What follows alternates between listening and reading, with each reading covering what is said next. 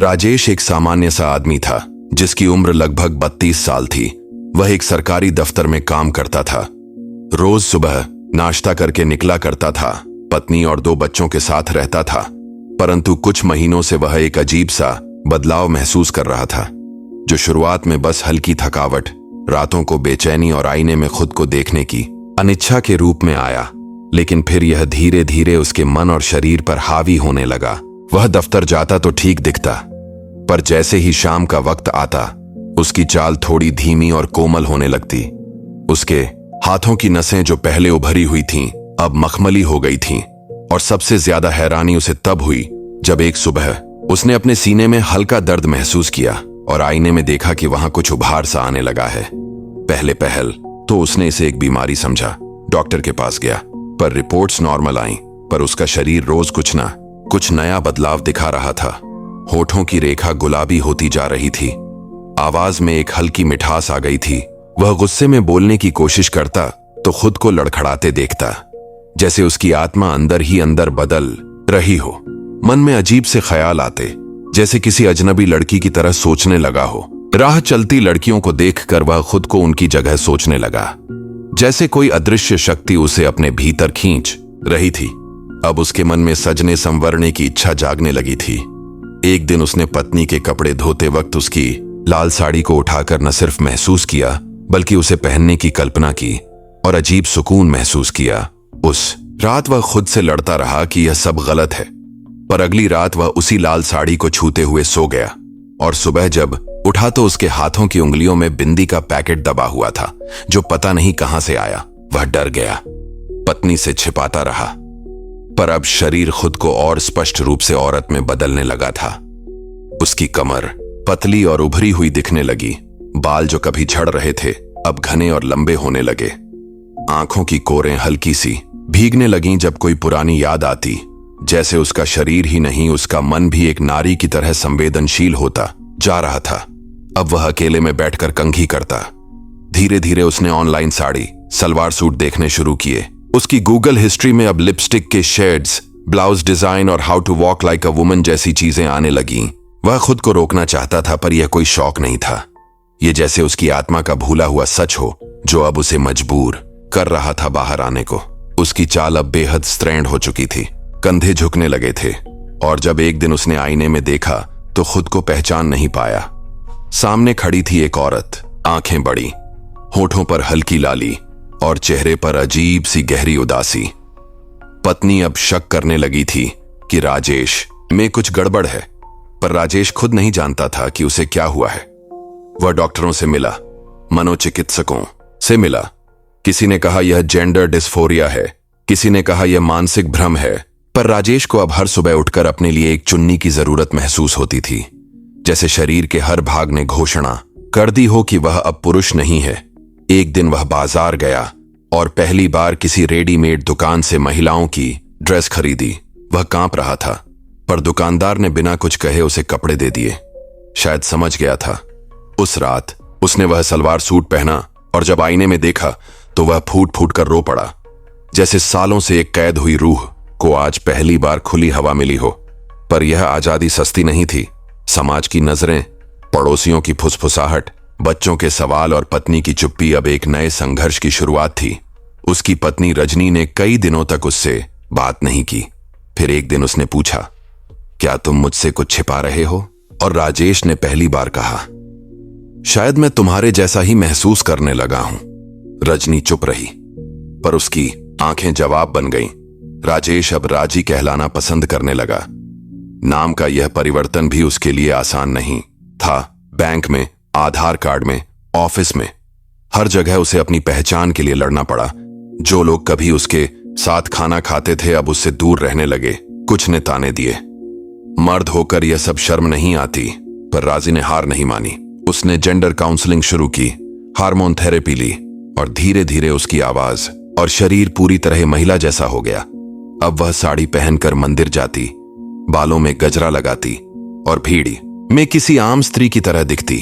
पर उसका मन फिर भी अकेला था, क्योंकि पहचान बदल जाने के बाद भी समाज उसे एक नॉर्मल औरत की तरह नहीं देखता था। वह नौकरी छोड़ चुकी थी, क्योंकि ऑफिस वाले उसे ही शी कहकर चिढ़ाते थे। एक दिन उसके बेटे ने स्कूल से आकर कहा, मम्मी लोग कहते हैं मेरे पापा अब औरत बन गए हैं, और वह इतना कहकर रो पड़ा। राजी को लगा जैसे उसका सबसे बड़ा सपना मां बनने का कभी पूरा नहीं हो सकता, पर उसने हार नहीं मानी। उसने घर छोड़ दिया और एक एनजीओ में रहने लगी जो ट्रांसजेंडर औरतों के लिए काम करता था। वहां उसे पहली बार अपने जैसे लोग मिले जो समाज से नहीं खुद से लड़ रहे थे। अब वह दूसरों को सिखाने लगी थी कि अपनी पहचान से मत डरो। एक दिन उसने अपनी मां को फोन किया और कहा, मां, तुम्हारा बेटा अब बेटी बन गई है। और मां ने बस इतना कहा, तू खुश है ना? बस फिर तू मेरा गर्व है।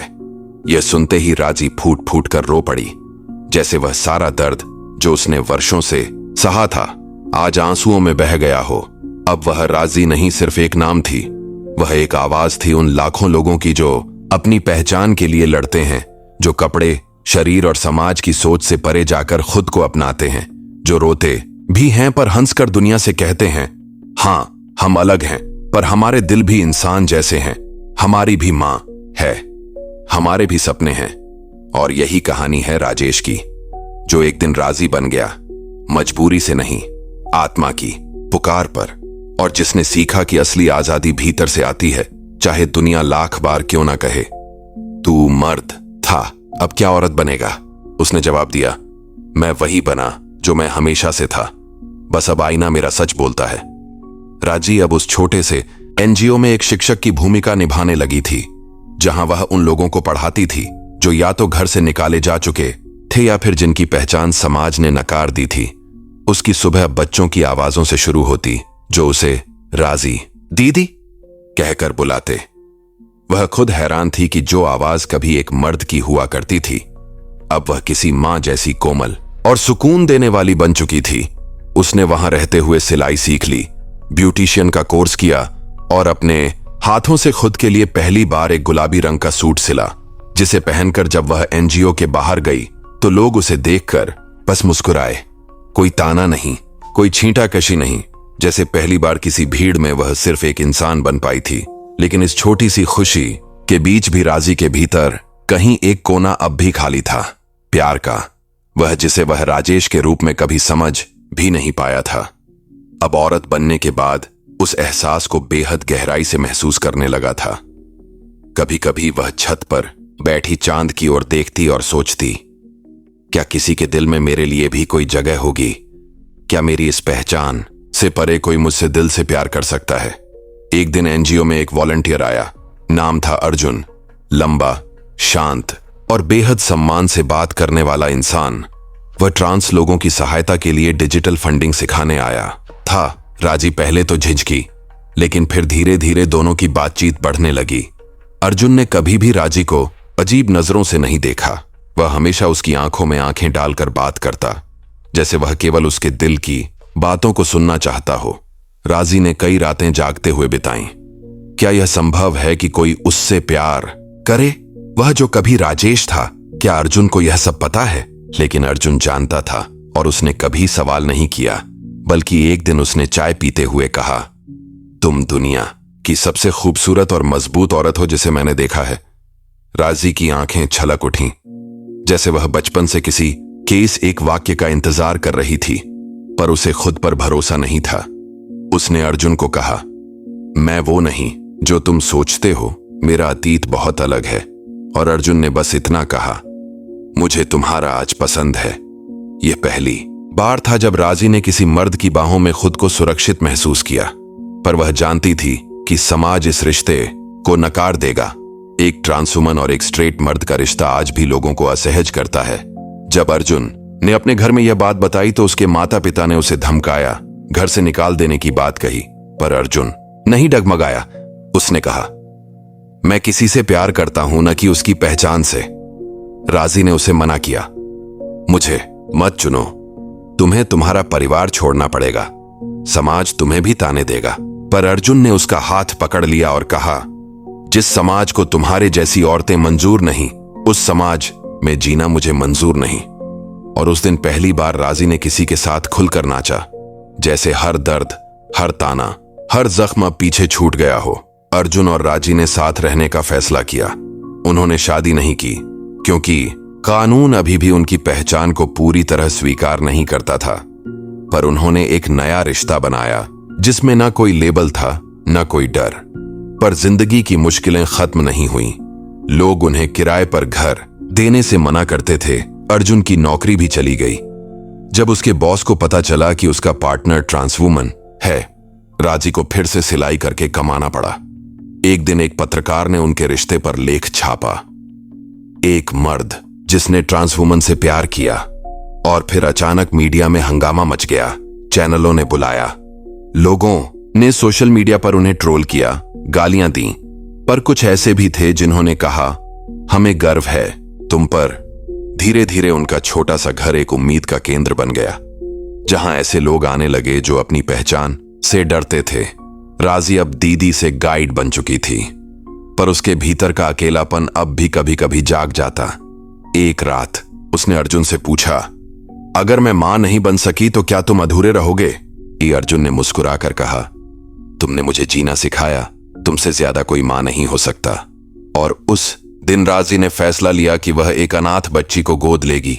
उन्होंने एक 5 साल की बच्ची को घर लाया। नाम रखा जया, जो डर डर कर बोलती थी, लेकिन राजी की गोद में धीरे धीरे खिलने लगी। राजी अब मां थी, पत्नी थी, और सबसे बढ़कर वह खुद थी। उसकी पहचान अब किसी के प्रमाण पत्र पर नहीं, बल्कि उसकी मुस्कान में, उसकी आंखों में, उसके प्यार में बस चुकी थी। एक दिन उसने फिर से आईना देखा। अब वहां ना राजेश था, न सिर्फ राजी। अब वहां थी एक आत्मा जो अपने पूरे अस्तित्व में पूरी तरह से खुद थी। टूटी, लड़ी हुई, पर पूरी।